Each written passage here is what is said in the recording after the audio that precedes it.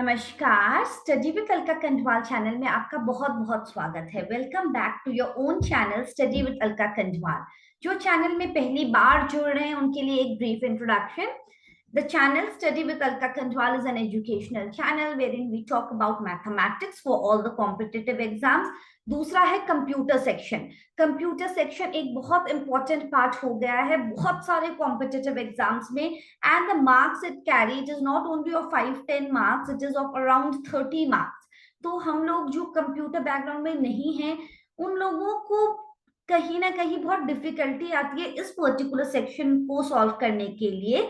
इसीलिए यहाँ पे हम लोग उन लोगों के लिए एश्योर करने के लिए कि आप लोगों के फुल मार्क्स आए इस पर्टिकुलर सेक्शन में, इसीलिए कार्यरत हैं, प्रयासरत हैं। और इसी प्रयास को आप लोग मोटिवेट करने के लिए लाइक, शेयर और सब्सक्राइब करना ना भूलें। और ऑलरेडी बहुत सारे सेशंस अपलोडेड हैं, कृपया जाके वहां देखिए और समझिए। Any doubt I am always here, just post it in the comment section, I will resolve your doubt. और दूसरे जो पीजीटी टीजीटी कंप्यूटर साइंस के लिए प्रिपरेशन कर रहे हैं वो भी तुरंत जुड़ जाइए साथ में, और साथ में प्रिपरेशन करते हैं। And let's start with the session today. It is a very important section for all those who are preparing for DSSB non-teaching post, जिसमें 20 मार्क्स का कंप्यूटर सेक्शन है। और दूसरे जो यूपी पुलिस में अभी कंप्यूटर ऑपरेटर का पोस्ट आया है, और जहां पे हमारा 40 क्वेश्चंस आएंगे इस पर्टिकुलर सेक्शन से, and that to each question contains, it will carry 1.25 marks. So this is again a very important session for you all. So let us get started. Here we go. Chalo. So keep your notebook and pen ready and you can take up the important notes. So let us start the session. So are you all ready? How's the Josh? I hope the Josh is high for everyone. So if the Josh is high, तो तुरंत like, share और subscribe करना ना भूलें. Okay. So let us get started. So let us see the first question. Now, the first question says, in order to tell Excel that we are entering a formula in a cell. जब हम लोग Excel की बारे में बात करते हैं तो उसमें बहुत सारे small boxes होते हैं। अब उन small boxes को हम cell बोलते हैं, और अगर हमने कोई फॉर्मूला उस सेल में डालना है, so we must begin with the operator. Yes, always जब भी हम फॉर्मूला के साथ काम करते हैं एक्सेल में, it starts with equal to. Excel में हमेशा हम कोई भी फॉर्मूला डालें, जैसे इक्वल टू सम, और फिर हम रेंज बताते हैं कि कहां से कहां तक हमको सम निकालना है, जैसे B1 कोलोन B5। तो इन सब का सम हमने निकालना है, तो हमेशा क्या होगा, इक्वल टू से स्टार्ट होगा, then we write the formula. तो ये फॉर्मूलाज की बात हम लोग करेंगे धीरे धीरे। तो मगर फिलहाल हमने क्या समझना है कि हमारा जो फॉर्मूला एंटर करना है तो हमको इक्वल टू साइन से शुरू करना है।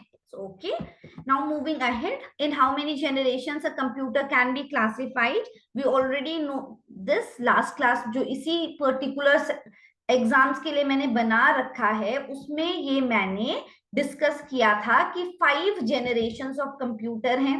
Do you remember? Yes, there are 5 generations of computer. First vacuum tube use करता है, सेकेंड क्या, थर्ड क्या, फोर्थ क्या, फिफ्थ क्या, ये हमने डिटेल में बात की है। It's a very important part of all the competitive exams, तो ये आप लोग जरूर कर लेना। Is it fine? So that is very important. Second is transistors, third is your integrated circuit, fourth में microprocessors होते हैं, fifth में artificial intelligence होता है। ये मैंने last session में भी आप लोगों को बताया था। Which of the following is non-volatile? Non-volatile, volatile हमने last class में किया था कि random access memory volatile है।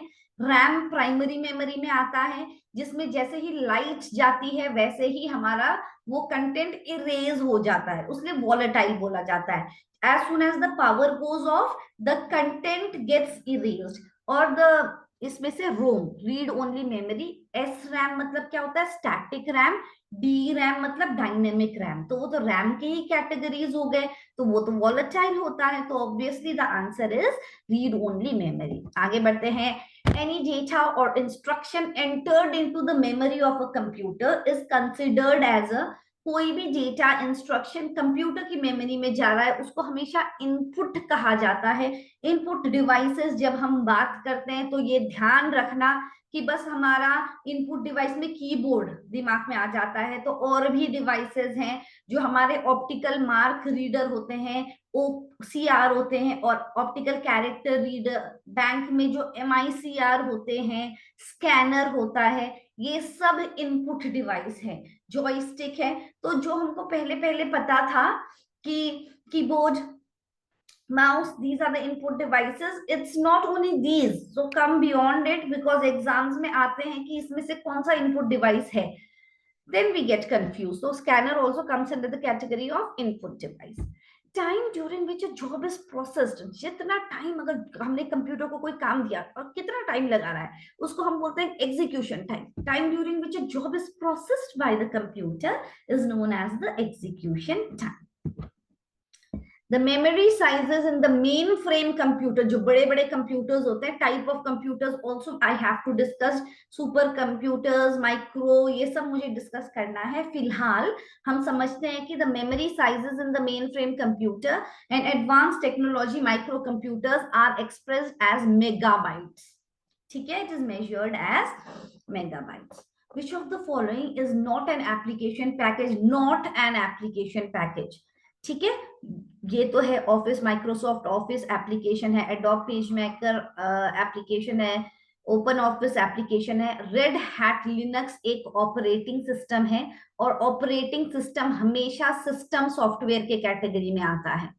ठीक है, ये याद रखना है हमने कि ऑपरेटिंग सिस्टम है, डिवाइस ड्राइवर है, ये सब हमारे सिस्टम सॉफ्टवेयर के कैटेगरी में आते हैं, और ये सब हमारा एप्लीकेशन सॉफ्टवेयर हैं।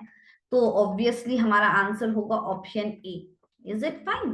Which of the following statement is wrong? तो पहला पढ़ते हैं, Photoshop is a graphical design tool design by adobe. True, ये तो एक बिल्कुल सही है। Linux is free, yes obviously, and open source है, ट्रू है। विंडोज एक्सपी ऑपरेटिंग सिस्टम है, हाँ जरूर है। Linux is owned and sold by Microsoft, बिल्कुल नहीं। तो हमारा आंसर हो गया option D, that is the correct answer for this question.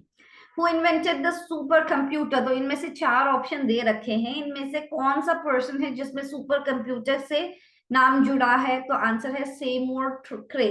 Seymour Cray is the person who invented the supercomputer. So option D is the answer.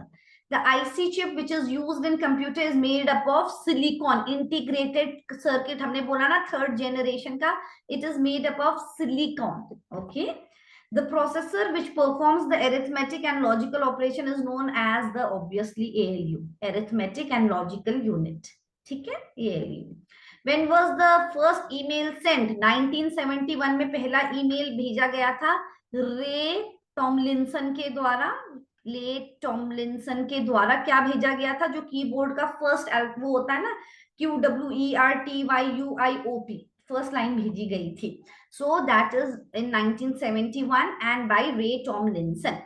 Supercomputers are mainly used for mathematical intensive, obviously option A ही सही correct है। Data retrieval, input output intensive नहीं, सबसे ज्यादा mathematical intensive scientific applications के लिए use किया जाता है। Fine. Which memory is non volatile and may be written only once? अच्छा, तो अब हम लोग ने रोम पढ़ा था कि नॉन वोलेटाइल है, अब इन्होंने रोम के टाइप्स दे दिए हमको कि programmable read only memory, erasable programmable read only memory, electrically erasable programmable read only memory. तो हम जब इसमें और इसमें हम पढ़ रहे हैं तो कहीं पे इरेजेबल तो आ रहा है कि इलेक्ट्रिकली इरेजेबल या इरेजेबल आ रहा है, और तो आंसर हमारा होगा प्रोग्रामेबल रीड ओनली मेमोरी, जहां ओनली वंस लिखा जा सकता है the content, it is the data is fused only once. तो हमारा आंसर आएगा PROM, that is programmable read only memory. Fine, that is the answer, read only memory. तो वैसे ही हमारा erasable programmable read only memory है, electrically erasable programmable read only memory है। The memory which is programmed at the time it is manufactured, कौन सी memory है जब programme किया जाता है, जब वो मैन्युफैक्चर होता है? तो obviously read only memory, it is program at the time of manufacturing only. A kilobyte is referred to as KB. KB मतलब kilobyte, it is equal to, ये बहुत इंपॉर्टेंट है, it is equal to 1024 bytes, ये याद रखना, ठीक है। 2 to the power of 10 that is equal to 1024 byte. तो 1 KB इज इक्वल टू 1024 बाइट्स होता है। अब KB के बाद मेगाबाइट, तो वो हो जाएगा 1024 किलोबाइट, ठीक है। फिर यहाँ पे 1 गीगाबाइट होता है, तो वो 1024 मेगाबाइट। तो पहले से रिलेटेड है ना, KB, किलोबाइट, मेगाबाइट, गीगाबाइट, ऐसे। Are you understanding? तो ये भी मैंने एक सेक्शन तो कर रखा है, फिर से आई विल रिवाइज फर्स्ट से स्टार्ट करके, bit, byte, KB, MB, GB, ठीक है। उसके बाद क्या क्या क्या क्या है, that I will discuss.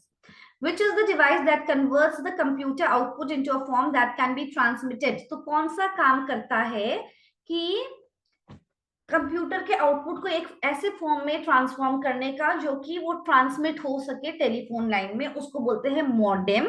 Modem होता है मॉड्यूलेटर, डीमॉड्यूलेटर। इसका काम क्या है कि जब डेटा ट्रांसफर हो रहा है तो ऐसे फॉर्म में कन्वर्ट करना कि उसको टेलीफोन लाइन से ट्रांसफर किया जाए, जब वो रिसीव हो जाए तो फिर से उसको उसी ओरिजिनल फॉर्म में ट्रांसफॉर्म करना कि रिसीवर समझ पाए। सो that is modulator, demodulator. So this is it for your today's class. So I hope it is clear to everyone. All the questions are very very important from the exam perspective. किसी को कोई doubt है, कोई problem है, तो जरूर लिखिएगा, और जरूर लाइक, शेयर और सब्सक्राइब करना ना भूलिए, अपना प्यार देना मत भूलिए. So that's it for today's session. So let's hope we meet again soon. Till then, take care of yourself. God bless you all. Bye bye everyone.